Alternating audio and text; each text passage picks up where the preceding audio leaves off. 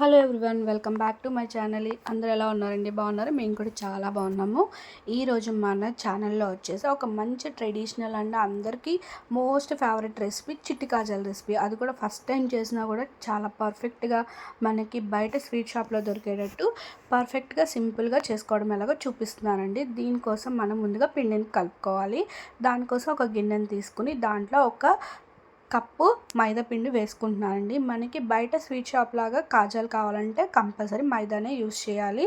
లేదు అని అంటే మైదా ప్లేస్లో గోధుమ పిండిని కూడా తీసుకోవచ్చు. కాబట్టి బయట స్వీట్ షాప్లో కావాలంటే మైదానే వేసుకోవాలండి. దీంట్లోనే ఈ పిండిలోనే ఒక పావు టేబుల్ స్పూన్ ఉప్పు, పావు టేబుల్ స్పూన్ వచ్చేసి వంట సోడా వేసుకుని కాచిన నెయ్యిని ఒక 2 స్పూన్లు వేసి వీడియోలో చూపిస్తున్నట్టు పిండిని బాగా కలుపుకోవాలండి. మనకి ఇలాగా కలుపుకున్న ఈ పిండిలో కొంచెం తీసుకుని మనం ముద్ద చేస్తే ముద్ద అవ్వాలన్నమాట అండి. ముద్ద కాకపోతే కనుక ఇంకొక టేబుల్ స్పూన్ నెయ్యి వేసుకుని పిండిని బాగా కలుపుకోవాలండి. దాని తర్వాత కొద్దిగా వాటర్ పోసుకుంటూ దీన్ని మెత్తగా సాఫ్ట్గా పిండిని కలుపుకోవాలండి. మరి పల్చగా కాకుండా అలాగే మరీ గట్టిగా కాకుండా పిండిని చపాతీ పిండి కలుపుకున్నట్టు మీడియం కన్సిస్టెన్సీ వచ్చేటట్టు పిండిని బాగా కలుపుకోవాలండి. పిండిని కలుపుకునే దాన్ని బట్టే మనకి కాజాలు అనేవి మనకి పర్ఫెక్ట్గా అనేది వస్తుందన్నమాట అండి. సో పిండిని కలిపేటప్పుడు కొంచెం టైం పట్టినా కూడా ఒక 5-6 నిమిషాలు పిండిని కలిపి పెట్టుకోవాలండి. ఇలా కలుపుకున్న ఈ పిండిని సపరేట్గా ఒక బాక్స్ తీసుకుని దాంట్లో పిండిని పెట్టుకొని క్లోజ్ చేసి 10 నుంచి 15 నిమిషాలు పిండిని నానబెట్టుకోవాలండి. ఇప్పుడు పంచదార పాకం కోసం ముందుగా ఒక గిన్నెనైతే తీసుకుని 1 కప్పు మైదా పిండికి 1.5 కప్పు షుగర్ అయితే కొలత సరిపోతుందండి. షుగర్ తక్కువ తినేవాళ్ళు ఇంకొంచెం తగ్గించుకోండి. కాకపోతే పర్ఫెక్ట్గా కావాలంటే 1కి 1.5 అనేది పర్ఫెక్ట్ కొలత అనమాట అండి. సో ఇలా పంచదార తీసుకున్న తర్వాత పంచదారలో మనము పంచదార ములిగేంత వరకు వాటర్ పోస్తే సరిపోతుందండి. మనం ఏ కప్పుతో అయితే షుగర్ని తీసుకున్నామో దాన్ని 1.5 కప్పుకి 3/4 కప్పు వాటర్ అయితే పర్ఫెక్ట్గా కొలతల్లో అయితే సరిపోతుందండి. మంటని మీడియం ఫ్లేమ్లో పెట్టుకొని ఈ పంచదార మొత్తాన్ని ఫస్ట్ మనము కరిగించుకోవాలండి. ఈ పంచదార మొత్తం ఒకసారి మెల్ట్ అయిపోతే కనుక మనకి కొద్దిగా వీడియోలో చూపిస్తున్నట్టు రోలింగ్ బాయిలింగ్ అవుతుంది అనమాట. ఈ కన్సిస్టెన్సీ వచ్చిన తర్వాత మనకి 3 నుంచి 5 నిమిషాల్లో పంచదారని మనము తీగ పాకం అంటే తీగ పాకం సరిపోతుంది. పాకం కొంచెం జిగురు పాకం ముదిరిపోతే ఏంటంటే మనం కాజాలు ప్రిపేర్ చేసుకోవాలండి. ఇలా పాకాన్ని అబ్జర్వ్ చేసుకోవాలి. అలాగే మనకు ఆరిన తర్వాత కాజా అనేది పైన పంచదార లేయర్ సెపరేట్ అయిపోతుంది అనమాట. ముద్దు పాకం అయితే పెట్టుకోవాలి. మనకి తీగ పాకం వస్తే సరిపోతుందండి. ఇలా రోలింగ్ బాయిలింగ్ వచ్చిన తర్వాత 3 మినిట్స్ నుంచి 5 మినిట్స్ లోపల అయితే మనకి పర్ఫెక్ట్గా తీగ పాకం వస్తుంది. షుగర్ తీగ పాకం లాగా వచ్చే ముందు ఒక 4 ఇలాచీని దంచిలాగా ఇలాంటి అలాగే ఒక పావు టేబుల్ స్పూన్ నిమ్మరసాన్ని కూడా వేసుకున్నానండి. నిమ్మరసాన్ని అయితే వేసి ప్రిపేర్ చేసుకున్నప్పుడు ఏ స్వీట్ షాప్కి రెసిపీకైనా ఇలాగా మీరు ప్రిపేర్ చేసుకున్న నిమ్మరసంలో పావు స్పూన్ నిమ్మరసం అబ్జర్వ్ చేసుకుంటే టేస్ట్ చాలా బాగుంటుందండి.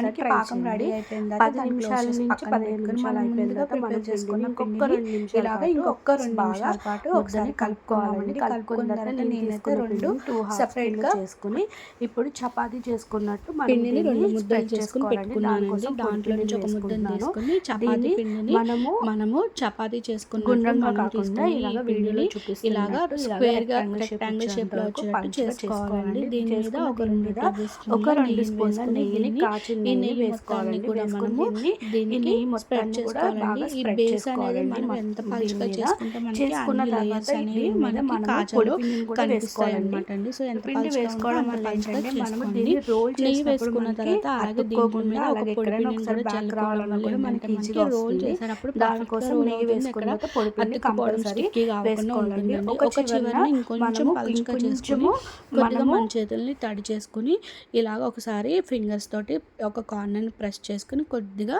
మనం ఇలాగ రోల్ అయితే చేయాలండి. ఇలాగ మొత్తము నిదానంగా పై వరకు రోల్ చేసిన తర్వాత పైన ఇంకొంచెము పల్చగా చేసుకోవాలండి ఫింగర్స్ తోటి. అలాగే కొద్దిగా తడి చేసుకొని మనది చేతుల్ని వాటర్ తోటి దీన్ని అయితే క్లోజ్ చేయాలండి.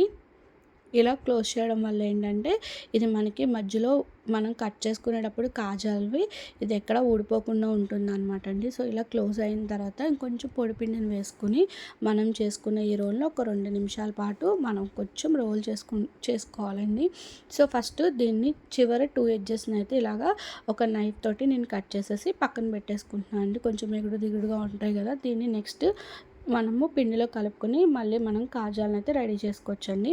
దీన్ని ఒక 1/2 ఇంచ్ గ్యాప్ ఉండేటట్టు మనము రోల్ చేసుకుని ఈ రోల్ని మొత్తం కట్ చేసి పక్కన పెట్టుకోవాలండి. మీకు వీడియోలో చూపిస్తున్నాను చూసారా, మనకి లోపల చూడండి సర్కిల్గా వచ్చేసింది కదా, వీటిని మనం ఇలాగ ఒక్కొక్కటి తీసుకుని ఇలా ఫింగర్తో కొద్దిగా కొంచెం ఇలా డిప్ చేసుకోవడం వల్ల మనకేంటంటే నూనెలో ఫ్రై అయినప్పుడు మనకి కొంచెం అవి ఉబ్బి కాజాల షేప్ అనేది వచ్చేస్తుందండి. ఇలాగ మనం కలుపుకున్న పిండి మొత్తాన్ని ఇలా చిన్నగా కట్ చేసుకుని కాజాలని రెడీ చేసుకోవాలండి.